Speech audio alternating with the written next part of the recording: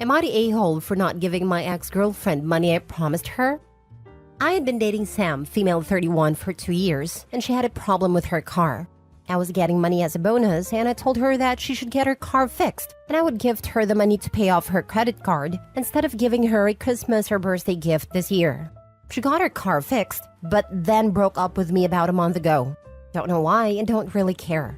I thought we were doing well, but I guess not. She contacted me to see if I had gotten the money and when I would be sending it.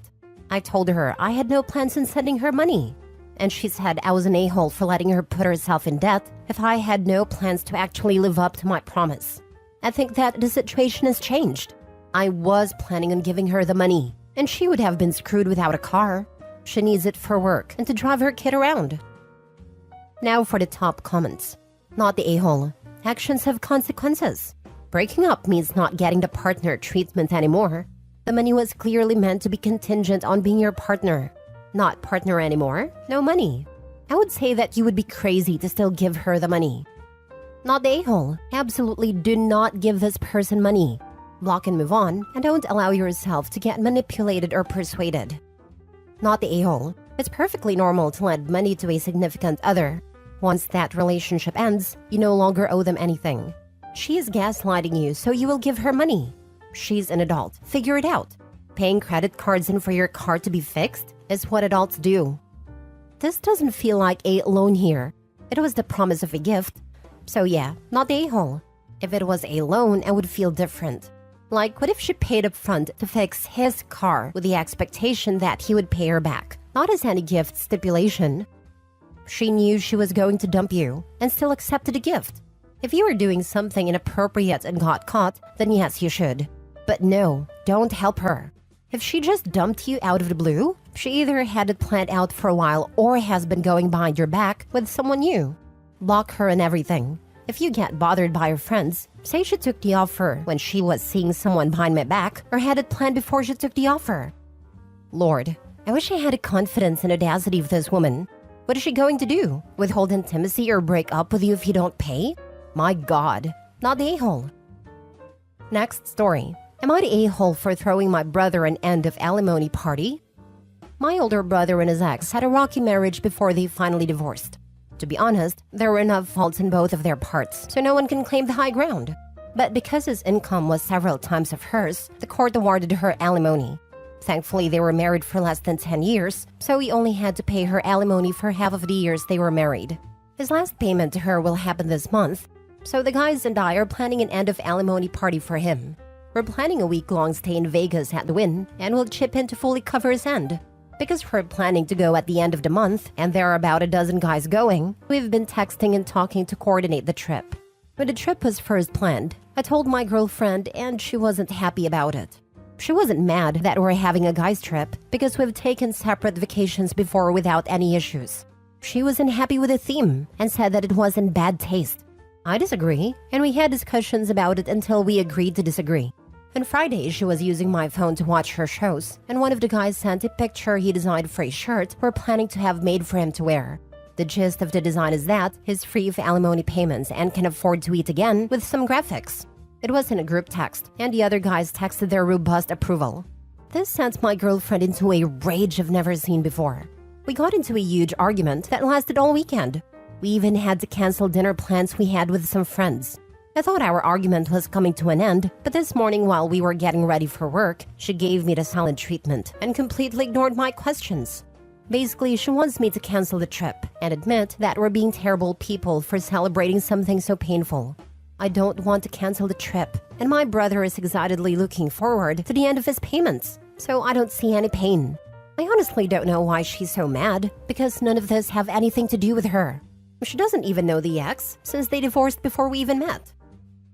Not the a-hole, but I hope you remember to sign a prenup before you marry this one, and don't let her be a stay-at-home anything. Don't rely on her birth control. If a guy doesn't want children, there are birth control methods that a man can use. If she gets pregnant and he didn't use them, it's on him. Female birth control is only 90 to 94% reliable at the best of times. Never ever rely on someone else to prevent children you don't want. Not the a-hole, but this is showing some pretty big red flags. Sounds like she's upset that you wouldn't be open to paying her when you guys get divorced. She can't claim girl code because this happened before she was even around and it has nothing to do with her. Enjoy your trip and reconsider your relationship. Not the a-hole. The last months of the marriage were painful. The divorce was painful. Having to pay money every month to someone who hurt you and who you'd rather just forget entirely was painful. This is not painful. This is him finally being free from that part of his past, which will allow him to fully heal and move on. The only person this might be painful for is his ex, who has benefited from that money and has continued paying for the last 5 years. I could maybe see where she's coming from if the party theme was being rid/free of ex as a person. Like good riddance to Mandy, or whatever her name is, because that would be a personal attack. But just being free of having to shell out money every month? There is nothing wrong with that at all. The fact that your girlfriend thinks it's bad says a lot about her character and intent, and what it says isn't good. Red flag alert. Do not marry this woman, OP. From a woman. Next story. Am I the a-hole for denying my son's father phone calls after 8 years of no contact? Okay, backstory. I got pregnant at 17 and my son's father was out from the jump. He was not interested in being involved in our son's life at all. When my son was 3, I started dating my now husband. My son calls him dad but knows he's not his real dad. When my son was 5, I got served papers from my dad taking me to court for visitation. During court, the judge charged him with 1 count of child abandonment, but did approve of visits, starting in a therapist's office doing what's called reunification therapy. After 2 months of that, they got to have 4-hour weekly visits in the county I live in. The father lives 3 hours away. Anyway, after 4 visits expanded over 3 months, the dad called me and said he was moving across the country. He stated that he is never coming back to my state, but wanted to keep in touch. I would send a few pictures and updates, but eventually stopped after he wouldn't respond. One day I got a text from him telling me I should just have my husband adopt my son so he wouldn't have to pay child support. It's been 8 years since he's moved across the country, but he has never asked about our son until 2 days ago. He texted me and asked when would it be a good time to talk to our son. I texted back and said that he would need to petition the courts for a new parenting plan if he's really serious about it. And he said I'm being difficult.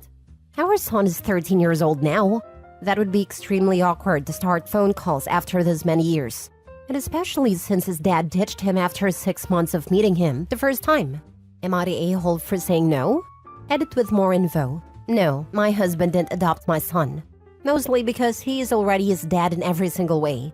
And since sperm donor moved so far away, I figured why not collect the a-hole tax, child support. Yes, sperm donor pays monthly support. He and his new wife have actually reached out multiple times with the "let your husband adopt him" comment, but then claim that I am the one that's only about money. I do think that this could be linked to the new wife's pressures. She lost her 25-year-old brother to COVID last year, so maybe she's realizing how important family is. Another thing, my son has IDD, so he doesn't act as a normal 13-year-old. Probably more like a 10-year-old. Now for the top comments. Not the a-hole. To your son, he is essentially a stranger. Your husband is his father. Husband is his real dad. The other man is just biological. Please find a therapist that specializes in your situation. Your son deserves a plan that makes him a priority. OP has done well thus far, but she needs unbiased help. All this back and forth when it suits him won't be good for your kid, and I'd be explaining this to a judge. Not the a-hole. You're protecting your child. Be extremely vigilant and paranoid about why your ex suddenly wants to talk. He may just want to manipulate your son. Probably needs a kidney. Also common when there is a new girlfriend in the mix, and he doesn't want to look like the deadbeat dad he is. Not the a-hole. This is so similar to the one earlier this week. For some reason, the absent parent needs to show or have a contact with a child. I'd say no and be suspicious. Sometimes people just don't care about or have the patience for small children, but think they can jump right in when the hardest work has been done and the child is old enough to be interesting to them. Or he has a new girlfriend who has been questioning his lack of involvement and he wants to look good to her. Either way, he's a waste of space. Last story. Am I the a-hole for telling my husband my life plans after he passes does not include any reliance on his children? My husband, 62 male, has 2 children from his previous marriage that I, 48 female, met in their early adolescence. Both children have good relationship with their parents, with the typical rockiness that comes with the teen years. Both are in their 20s now, working on their degrees, and overall doing well. My relationship with both of them have been cordial and emotionally disconnected, in large part because I never felt like I was allowed to be a stepmother. I was expected by both parents to be their friend. As an adult in her 30s, I was simply not comfortable being friends with two children under the age of 13. I tried to be as open to talking with them, showing them affection, taking them places, doing interesting things with them, and trying to engage with them on their level.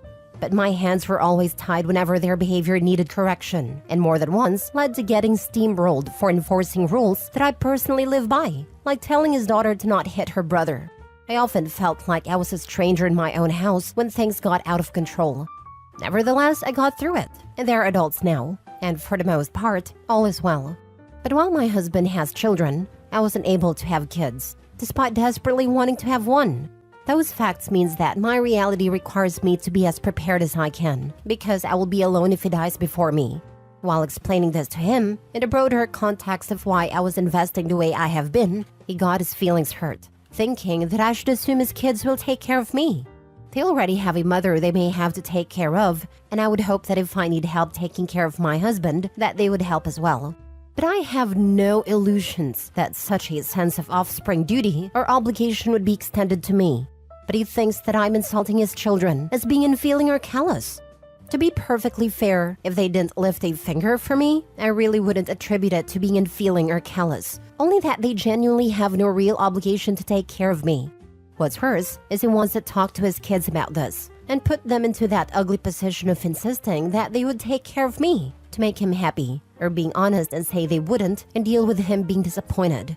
He's irritated and hurt, and I feel like I'm an a-hole for trying to make sure I am not screwed if I'm unlucky enough to hit 80 and be all alone. Not the a-hole. It's wise to plan for your future, ignoring your relationship or lack thereof with his kids. They aren't responsible for caring for parents in their old age. Point out to your husband that if at any point he needs help, they don't have to, morally or legally. You are responsible. I'm not sure why he got upset. He decided the parameters of your relationship with his step-kids. Explain this and that you don't want it raised with his kids because he ensured they weren't yours. Thank you. I think his sense of hurt is because he thinks I have a low opinion of his children, that I don't see his children as particularly generous of wallet or spirit. I really don't think less of them. Perhaps he's upset because it indicates that I never thought more of them. While I agree that children really have no legal obligation, we may quibble over the moral element mostly because I reject rule-by-thumb morality. At the end of the day, in my case, I really don't think they have a moral or legal obligation to take care of me at all. And he's interpreting this has me thinking poorly of them. Him not listening to you or just misinterpreting your response? You probably need to clarify this before it festers. Would reading your post upset him? It's very lucid, concise, and has no bitterness or malice. That's very kind of you. I may share it with him. Sometimes reading things are taken differently than hearing it.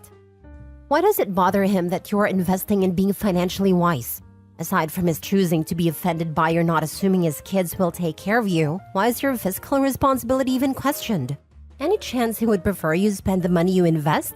He could assure you that he will take care of you with his investments and insurance if it predeceases you.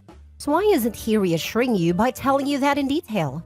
Guessing he will leave everything to his kids, and you assuming he will do that and that his kids won't help you is embarrassing to him, because he knows it is valid. If he dies before you, what financial measures are in place to care for you? Worst case scenario for OP is that husband talks to his kids, and they tell him whatever he wants to hear, even though it's not true, so he leaves all his assets to his kids. He thinks they'll take care of OP. They don't. She's up a creek. She needs to insist on some insurance policies where she's the beneficiary at minimum. His social security? What about their home? Will she inherit his half? Is she even on a deed? I really appreciate the concern here. In a way, I hear my late father's voice as these are the kind of ideas he would bring up. The house is in my name alone. I bought it before we married. I've been aggressively saving my own retirement account, and I'm okay given my current age and my own planned retirement. I'm sole beneficiary with his life insurance policy. I know his retirement funds are split 3 beneficiaries, me and the kids. He is the kind of man who would want to make sure that all of us have something to help with the expense of his passing, and that the kids have a little buffer in life.